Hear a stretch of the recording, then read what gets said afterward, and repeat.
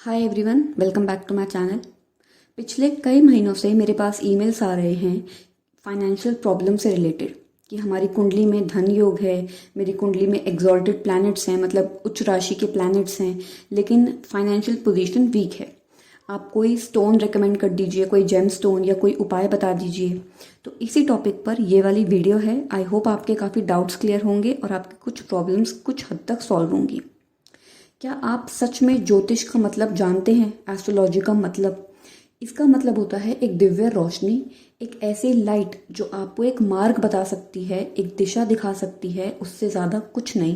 क्योंकि एक्शंस आपको करने पड़ेंगे, कर्म आपको करना पड़ेगा, चॉइसेस आपकी होंगी। सिर्फ एक रास्ता जो बार बार भटकने से आपका टाइम वेस्ट होने से बचाए, वो काम एस्ट्रोलॉजर्स और ज्योतिष कर सकते हैं। जब तक आप पूरी तरीके से अपनी कुंडली में डूबकर आंसर्स नहीं निकालेंगे, पूरी कुंडली की सर्जरी नहीं करेंगे, तब तक आपको सही दिशा, सही मार्ग नहीं पता चलेगा जहाँ से आपके पास प्रॉपर धन आए। ये बात मैंने क्यों कही है, ये मैं आपको वीडियो के एंड में बताऊंगी। उससे पहले इस वीडियो को मैंने 5 पार्ट्स में डिवाइड किया है।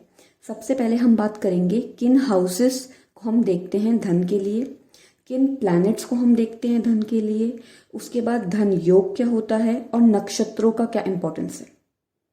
हम लोग अक्सर फाइनेंशियल पोजीशन को चेक करते हैं 2nd house, 5th house, 9th house से। इन तीनों में से कोई भी ग्रह ये नहीं बताता कि आप अपने बलबूते पे कितना पैसा कमाएंगे। क्यों? क्योंकि 2nd हाउस बताता है आपकी पुश्तैनी दौलत, पुश्तैनी धन, आपके संस्कारों की दौलत, आपके माँ बाप आपको क्या वैल्यूज देंगे, आपके घर का क्या बैकग्राउंड होगा। ये सारा जो धन से रिलेटेड चीज़ें हैं जो आपकी नहीं हैं, पुश्तैनी हैं, माता पिता के जरिए आई हैं, वो 2nd हाउस बता रहा है। 5th हाउस धन के लिए देखते हैं, लेकिन उसमें धन की कौन सी दौलत है? उसमें औलाद का सुख, औलाद की दौलत है। इसको हम पूर्व पुण्य भाव भी कहते हैं, 9th हाउस को भी कहते हैं। पिछले जन्मों में जितने अच्छे कर्म आपने करे हैं, उतने ही अच्छी संतान आपको इस उसमें मिलेगी, लाइफ टाइम में। तो ये वाली जो दौलत है, जो औलाद की सुख की दौलत है, ये 5th हाउस बता रहा है। 9th हाउस बता रहा है आपकी नॉलेज की दौलत, आपके अंदर कितना ज्ञान है, ज्ञान का कितना धन है आपके पास, बुद्धि को सही जगह सही वक्त पे इस्तेमाल कर पाते हैं या नहीं, चतुराई से पैसे कमा सकते हैं या नहीं। ये सारी बातें 9th हाउस ने बता दी। लेकिन इनमें से किसी भी हाउस ने ये नहीं बताया कि आप अपने बलबूते पे कितना पैसा कमाएंगे। तो उसके लिए किसे देखेंगे? उसके लिए देखेंगे 11th हाउस को। क्यों? 11th हाउस की पूरी प्रॉपर तरीके से सर्जरी करने पर हमको पता चलता है कि आप अपने बलबूते पे एग्जैक्टली कितना अमाउंट कमाएंगे फाइनेंशियली, कितनी कैपेसिटी है आपकी कमाने की, किस लेवल तक आप जा सकते हैं। ये सारी बातें जब हम 11th हाउस में खोज के निकालते हैं तब पता चलता है। अब बात करते हैं प्लैनेट्स की। बहुत लोग कहते हैं हमारी कुंडली में एग्जॉल्टेड प्लैनेट्स है, मतलब उच्च राशि के प्लैनेट्स हैं। तो मैं आपको बता दूं, आप इसी वक्त गूगल करके दुनिया के सबसे अमीर आदमियों की लिस्ट बनाइए और उन सबकी कुंडलियों में चेक करिए क्या सारे के सारे प्लैनेट्स एग्जॉल्टेड हैं। जी नहीं, उन सबकी कुंडलियों में 1, 2 या उससे भी ज़्यादा नीच राशि के प्लैनेट्स होते हैं। क्यों?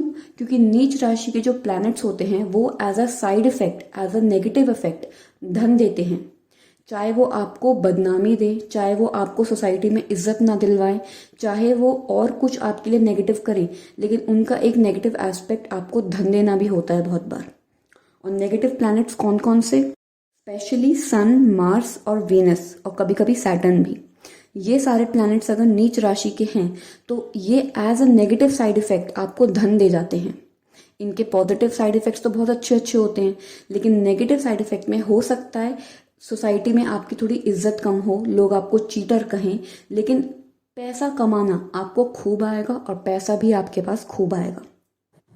इसके साथ साथ आपका अष्टक वर्ग का स्कोर, आपका द्वारा दंशा की कुंडली, नवमांशा की कुंडली, बर्थ चार्ट का पूरा एनालिसिस।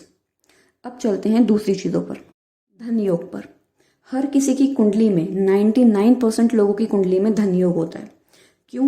क्योंकि धन योग के लिए हमारे 1st, 2nd, 5th, 9th और 11th हाउसेस को आपस में, या तो उनके जो स्वामी होते हैं इन हाउसेस के 1st, 2nd, 5th, 9th, 11th house में जो भी नंबर आपका आ रहा है उसका जो स्वामी होगा, अगर वो आपस में अपनी पोजीशन चेंज कर लें या वो एक साथ आकर बैठ जाएं या वो दृष्टि डालें एक दूसरे के ऊपर, फर्स्ट सेकंड फिफ्थ नाइन्थ और 11th में से ही, इनमें से किसी की भी पोजीशन आने पर धन योग बन जाता है।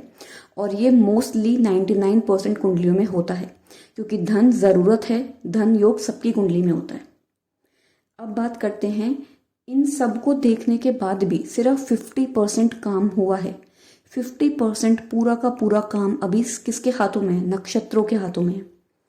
क्योंकि नक्षत्र हमारी कुंडली में बहुत ज़्यादा इम्पॉर्टेंट है। जैसे पूरे शरीर में दिल दिमाग सबसे ज़्यादा ज़रूरी माने जाते हैं, ऐसी कुंडली के अंदर नक्षत्रों का बहुत महत्व होता है। और टोटल 27 नक्षत्रों में से 7 इम्पॉर्टेंट ऐसे नक्षत्र हैं जो फाइनेंशियल पोजीशन के लिए देखे जाते हैं, जिनमें से कुछ हैं धनिष्ठा, माघा, पुनर्वसु, पूर्वा, फाल्गुनी, ज्येष्ठा, रोहिणी, स्वाति। ये सारे नक्षत्र फाइनेंशियल पोजीशन बताते हैं।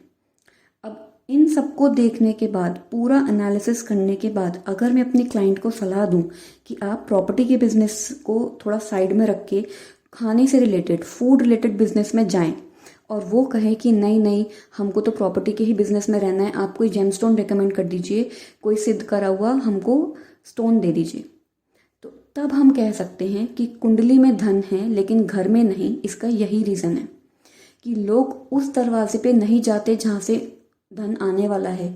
पूरी ज़िंदगी गलत दरवाजे के ऊपर नॉक करते रहते हैं। बीच बीच में वो दरवाज़ा खुल जाता है तो वो खुश हो जाते हैं, लेकिन वो परमानेंट दरवाज़ा नहीं खुलता।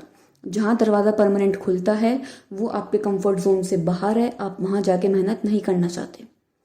और कभी कभी ऑब्स्ट्रक्शन आ जाते हैं, जिन ऑब्स्ट्रक्शंस को हटाने के लिए कुछ छोटी छोटी चीज़ें करनी पड़ती हैं, लेकिन लोगों को वो चीज़ें करने में फिर आलस आता है।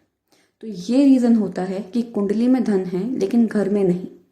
पूरा एनालिसिस किए बिना ऊपर ऊपर से बातें तो कोई भी बता देता है।